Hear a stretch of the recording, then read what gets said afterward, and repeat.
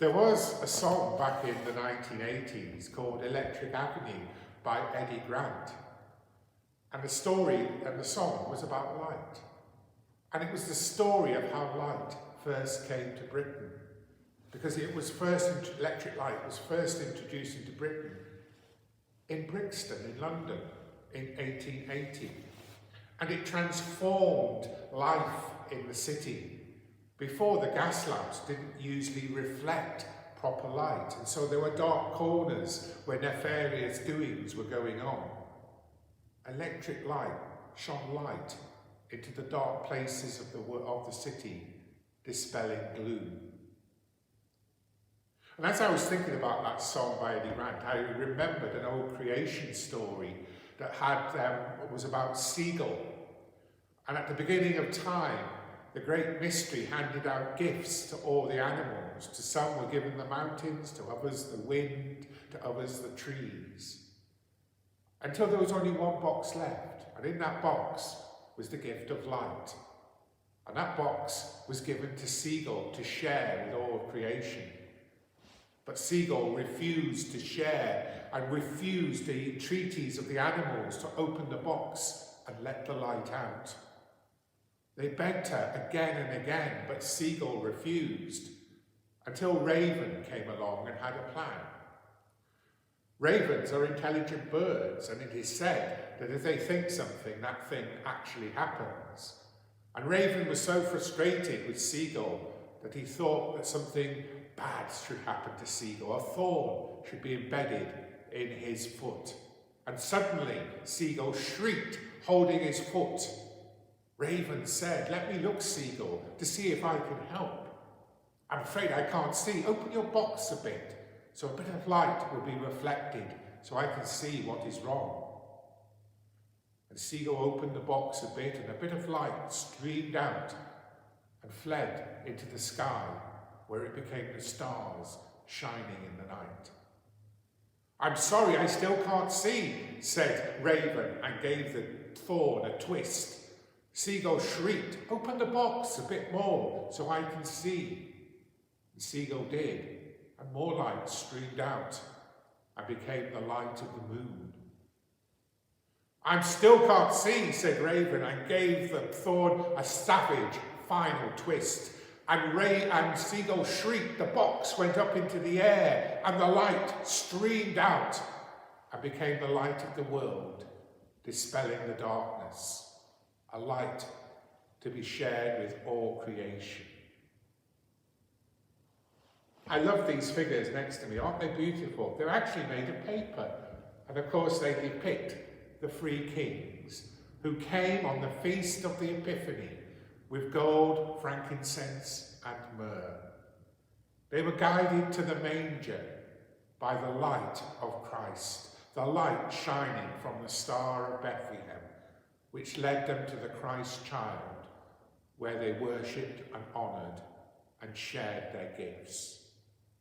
Because surely one of the key things about Epiphany is the sharing of gifts, the sharing of light. Only a few weeks before, the humble shepherds came down from the mountain, again guided by light and the sound of the angels, to worship at the Christ child.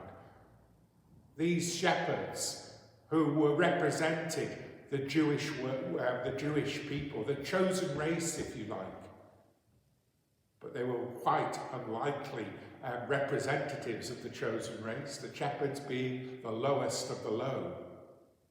And yet Christ welcomed them and guided them to the stable by the star of light.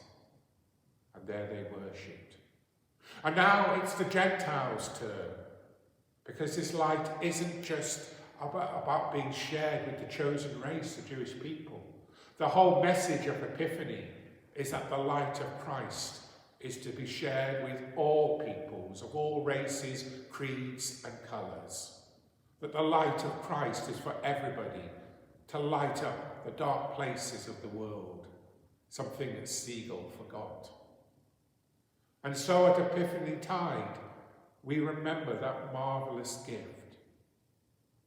But what I think about when I think about the story is That we hear about the shepherds, we hear about the wise men coming, and then we hear of them no more.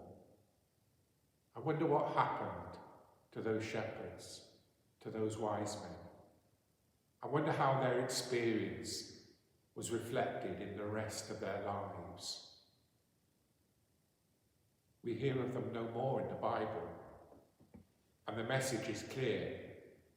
It's now over to us to stand in the Epiphany light of hope and to let that light into our hearts and then to reflect that light to the world around us, the community around us, the people around us, shining that light of hope that scatters the darkness. There's a story of a man who was walking the streets of Edinburgh, and it was getting dark on a January night. And as he turned around one alley, which was particularly dark with high buildings on each side, he saw a little boy crouched in the gutter. And the boy had a piece of broken mirror in his hand. And he was trying to catch what rays of the sun there were in that dark alley and trying to reflect it to a window on the opposite side. And the man was intrigued and looked at this boy for a while and said, "Lad, what are you trying to do with that wee mirror?" And the lad said, "My brother was in an accident a few years ago and has been lying in bed these last couple of years. And his bedroom is on the wrong side of the street, and the rays of the sun never touch his bedroom. So I come out here when the sun rises and the sun sets, and I try to grasp the rays of the sun with my mirror and reflect them into the light of my wee brother, so that he will know the warmth of that sunshine."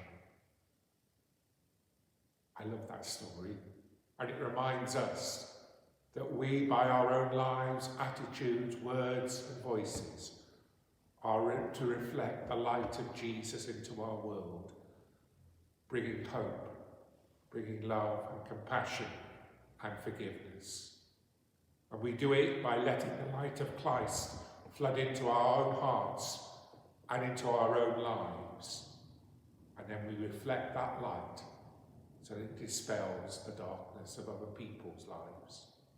There's a quote which I really like, which I want to end with today. It's by John Hagee, and he said this: "We are indeed the light of the world, but only if our switch is turned on. We are indeed the light of the world, but only if our switch is turned on." My hope this Epiphany, that our switches are turned on to receive the glorious light of the Lord Jesus and to let that light shine into the dark places of our world. Happy New Year, everyone.